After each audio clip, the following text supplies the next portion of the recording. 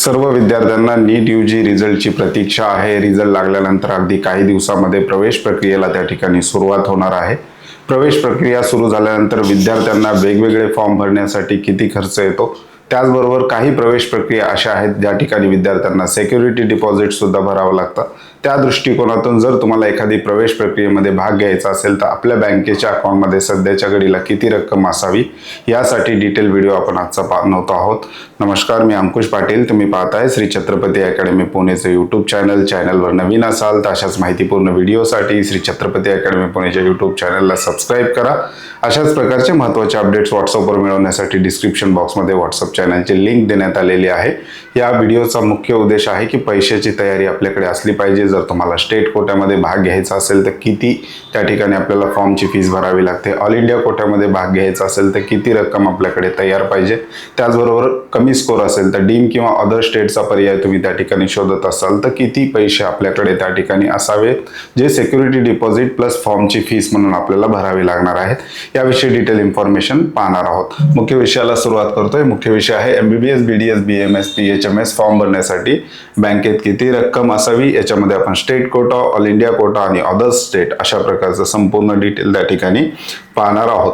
व्हिडिओला सुरुवात करण्यापूर्वी या ठिकाणी काही काउन्सिलिंग प्रक्रियेमध्ये सिक्युरिटी डिपॉझिट हे आपल्याकडनं घेतलं जातं ऑनलाईन पद्धतीने फॉर्म भरत असताना।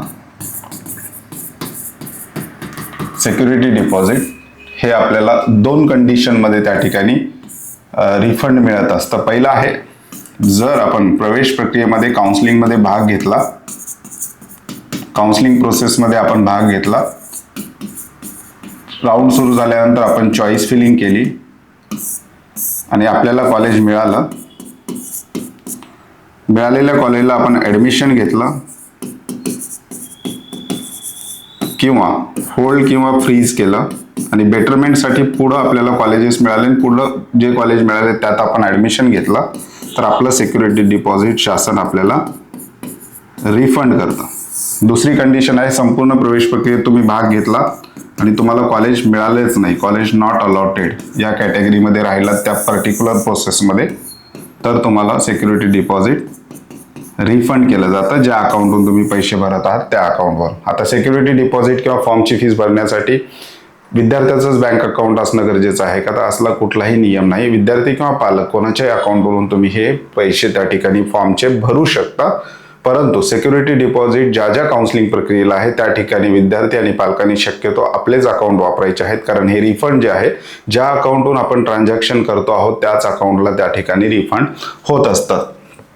कुठल्या कंडिशनमध्ये सिक्युरिटी डिपॉझिट जे आहे रिफंड होत नाही, एखाद्या प्रोसेसमध्ये आपण भाग घेतला, पहिल्या राऊंडला फ्री एक्झिट आहे, पहिल्या राऊंडला तुम्हाला कॉलेज मिळालं, तुम्ही सोडलं तरी तुमचं सिक्युरिटी डिपॉझिट जे आहे ते सेफ राहतं शक्यतो सगळ्या प्रवेश प्रक्रियेमध्ये, परंतु सेकंड राऊंड नंतर आपल्याला कॉलेज मिळालं आणि आपण रिपोर्टिंगला पोहोचलोच नाही कॉलेजला, म्हणजेच ॲडमिशन घेण्यासाठी किंवा होल्ड किंवा फ्रीज करण्यासाठी पोहोचलोच नाही, त्या कंडिशनमध्ये मात्र आपलं सिक्युरिटी डिपॉझिट हे शासनामार्फत जप्त केलं जातं। हे सिक्युरिटी डिपॉझिटचे नियम जे आहेत हे दरवर्षी सारखेच असतात, यामध्ये काही बदल झाला तर यावर्षीच्या प्रवेश प्रक्रिया सुरू झाल्यानंतर त्याचं इन्फॉर्मेशन बुलेटिन येतं, त्या बुलेटिन मधली माहिती वाचून आपण त्या संदर्भात सुद्धा डिटेल व्हिडिओ पुढं बनवणार आहोत। जनरली हे सिक्युरिटी डिपॉझिट बद्दल आहे। आता कुठल्या कुठल्या प्रोसेसला सिक्युरिटी डिपॉझिट लागतं, कुठल्या प्रोसेसला ते आवश्यक नाही हे सुद्धा पाहूयात। आपण महाराष्ट्र राज्याचा जर विचार केला तर महाराष्ट्र स्टेट कोट्याचा जर आपण विचार केला, महाराष्ट्रात एखाद्या विद्यार्थ्याला ॲडमिशन घ्यायचं आहे, महाराष्ट्र राज्यातील गव्हर्नमेंट कॉलेज असेल किंवा प्रायव्हेट सेमी गव्हर्नमेंट कॉलेज प्रकारात येणारे महाराष्ट्र राज्यातील जे कॉलेजेस आहेत इथे विद्यार्थ्याला ॲडमिशन घ्यायचं आहे, तर याची प्रवेश प्रक्रिया जी आहे महाराष्ट्र शासनाच्या CET सेलच्या वेबसाईटवरून होत असते। या ठिकाणी दोन प्रवेश प्रक्रिया आहे CET सेलच्या वेबसाईटवर। एक स्टेट कोटा 85% हे सगळ्या कोर्सेससाठी, ऑल कोर्सेससाठी, म्हणजेच MBBS, BDS, BMS, BHMS, BUMS फिजिओथेरपीसह अन्य थेरपी कोर्सेस स्टेट कोटा 85% आणि महाराष्ट्र शासनाची दुसरी एक काउन्सिलिंग प्रक्रिया चालते all India quota 15% for AYUSH courses. AYUSH कोर्सेससाठी महाराष्ट्र हे ओपन स्टेट कोटा राज्य आहे।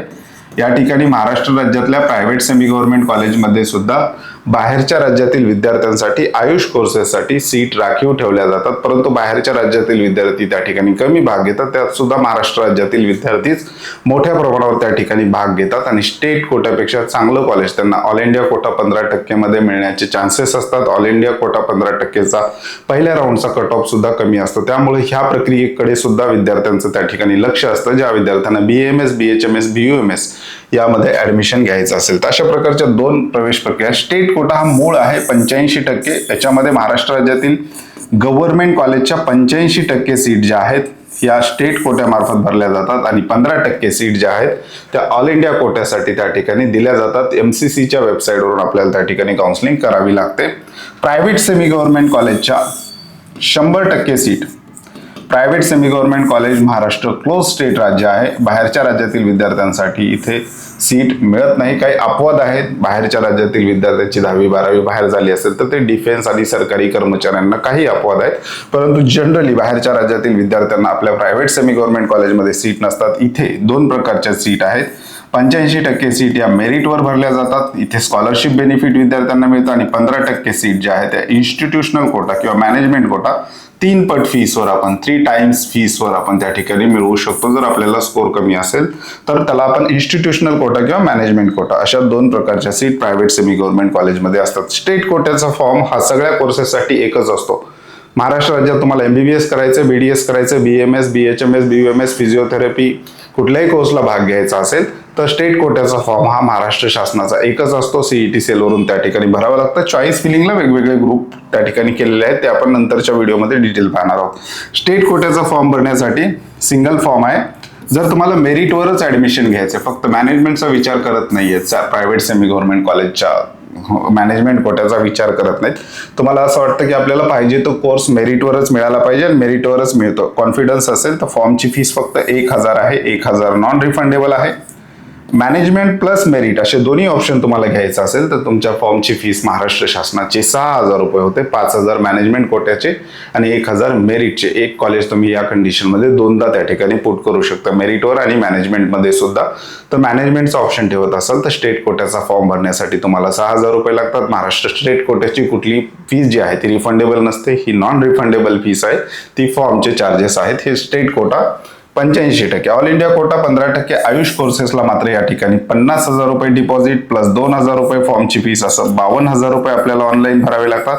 यातले 50,000 हे सिक्युरिटी डिपॉझिट आहेत. नियमामध्ये बसलं तर आपल्याला हे रिफंड मिळतात आणि 2,000 नॉन रिफंडेबल आहेत. ही फॉर्मची फीस आहे. हे झालं स्टेट कोट्याचं. ऑल इंडिया कोट्यामध्ये दोन प्रकारच्या प्रवेश प्रक्रिया आहेत. MCC ही एक वेगळी वेबसाईट आहे, मेडिकल काउन्सिलिंग कमिटी. याच्यावर MBBS, BDSच्या प्रवेश प्रक्रिया चालतात. ऑल इंडिया कोट्याच्या कोणते कॉलेज समाविष्ट आहेत?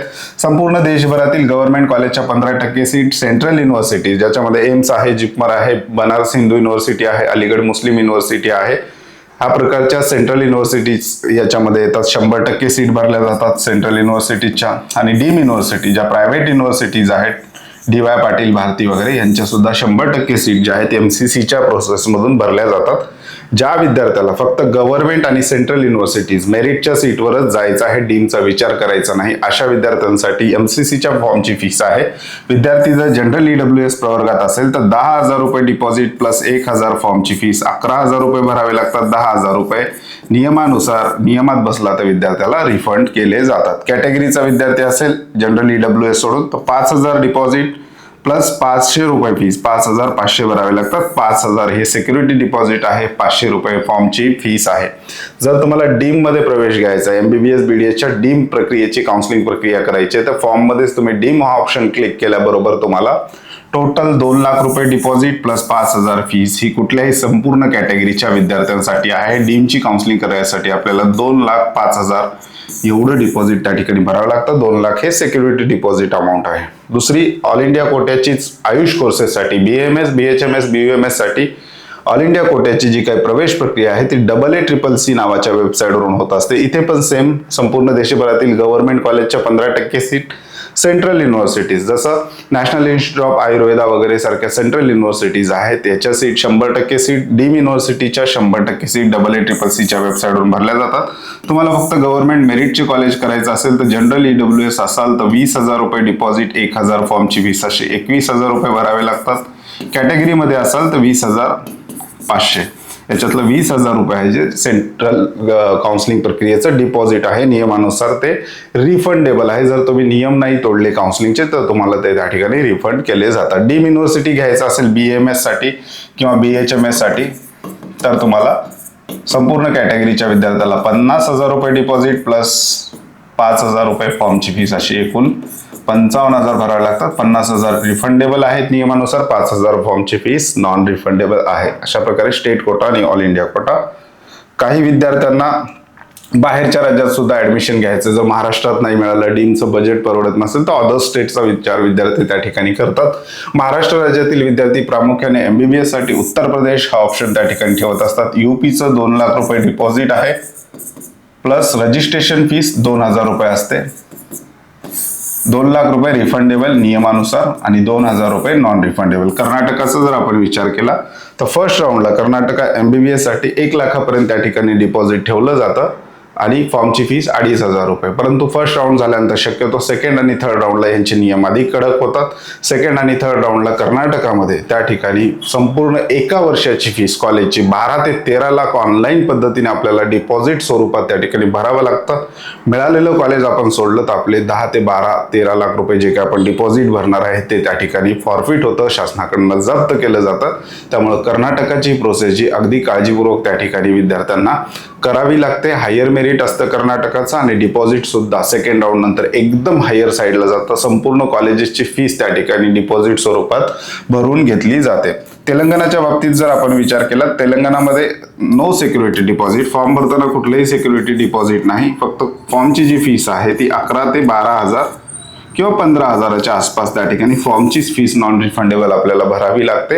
आणि प्रोसेस झाल्यानंतर कॉलेज अलॉट झाल्यानंतर आपल्याला कॉलेजचं अलॉटमेंट लेटर डाउनलोड करण्यासाठी मात्र आपल्याला 40,000 रुपये त्या ठिकाणी भरावे लागतात. हे कधी कॉलेज मिळाल्यानंतर. तेलंगणाच्या बाबतीत BAMSचा जर आपण विचार केला तर BAMSला कुठल्याही प्रोसेसमध्ये सिक्युरिटी डिपॉझिट नाही. अदर स्टेट काउन्सिलिंग प्रक्रियेचा जर आपण विचार केला, महाराष्ट्रानंतर विद्यार्थ्यांचा पहिला ऑप्शन असतो कर्नाटका. कर्नाटकामध्ये 2,500 रुपये फॉर्मची फीस भरून तुम्ही काउन्सिलिंग प्रक्रिया करू शकता. सेकंड MP, मध्य प्रदेश याही ठिकाणी 500 ते 1,000 रुपये फॉर्मची फीस असते, एवढीच त्या ठिकाणी घेतली जाते, डिपॉझिट नसतं. तामिळनाडूमध्ये सुद्धा बरेचसे विद्यार्थी महाराष्ट्र राज्यातील जातात. या ठिकाणी पॅकेज सगळ्यात कमी विद्यार्थ्यांना त्या ठिकाणी मिळत असतं. या ठिकाणी सुद्धा बेसिक फॉर्मच्या फीसवर त्या ठिकाणी काउन्सिलिंग प्रक्रियेमध्ये भाग घेता येतो. कुठल्याही प्रकारचं सिक्युरिटी डिपॉझिट तुम्हाला त्या ठिकाणी द्यावं लागत नाही. ते हे होतं सिक्युरिटी डिपॉझिट बद्दल डिटेल इन्फॉर्मेशन. अशाच माहितीपूर्ण व्हिडिओसाठी छत्रपती अकॅडमी पुणेचं ऑनलाईन ऍप्लिकेशन सुद्धा आहे. ऍपची लिंक डिस्क्रिप्शन बॉक्समध्ये दिलेली आहे. त्याच्यामध्ये तुमचे काही प्रश्न असतील तर चॅट बॉक्स आहे.